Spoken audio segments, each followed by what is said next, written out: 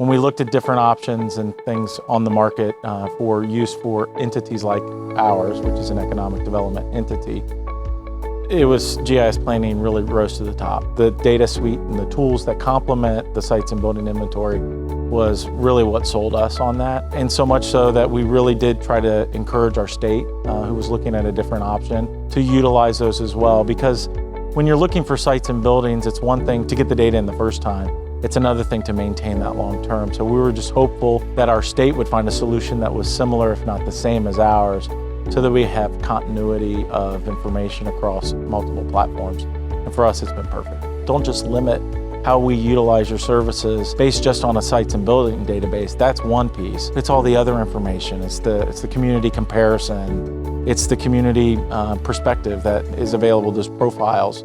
Those things are very, very important for us. And then to be able to analyze things like 45-minute drive times or 15-minute drive times or whatever the analytic needs to be, I can very easily do that, or a site selector or a client can get on the site and do that as well. So I look at the sites and building database really as a gateway for information, but the power of the tool is that it combines a suite of data that is second to none.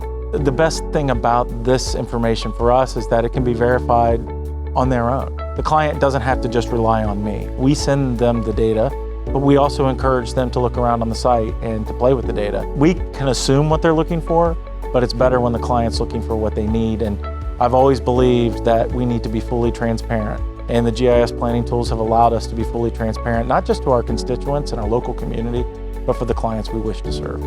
Now, the real value, however, has been, from my perspective, in the way that our regional partners, in the way that our state has started to utilize the similar platform. And so what I once thought was a competitive advantage, thinking, oh my gosh, we're the first ones to do this in our state, and then marry it with the Golden Shovel design suite. Wow, that's fantastic. We're going to set ourselves apart, and we have.